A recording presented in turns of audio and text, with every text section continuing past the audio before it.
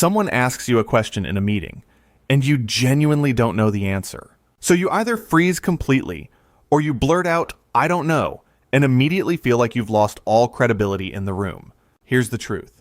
Saying "I don't know" isn't the problem. How you say it is what actually damages your authority. Most learners believe admitting uncertainty makes them look weak, unprepared, or less competent, especially in front of leadership. So the fear of sounding incapable becomes bigger than the actual question itself. But here's what's really happening. It's not the missing answer that damages your credibility. It's the panicked, apologetic way it usually comes out. The pause, the stammer, the visible discomfort. That reaction is what reads as weakness, not the honest gap in knowledge. This is the before state, standing exposed under pressure, treating "I don't know" as a confession instead of a normal professional response. The spotlight feels harsh, and every second of hesitation makes the moment feel worse than it actually is. Here's how to reframe this completely. Not by avoiding the phrase, but by delivering it differently. Step 1. Replace panic with ownership. Instead of "I don't know," try "That's a great question.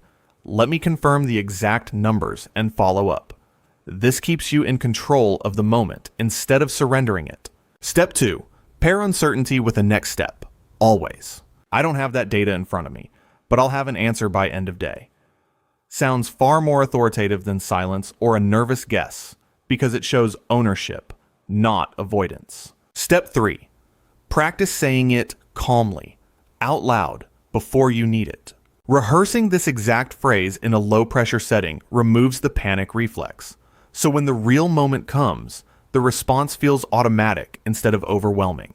This is the after. Same gap in knowledge, same question, but now delivered with a next step and a steady tone. That's the entire shift. Confidence was never about knowing everything.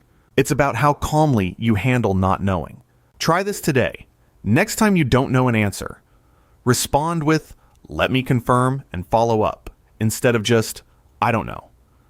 If this helped, subscribe. Simba Eduzone posts a new English mindset video every week.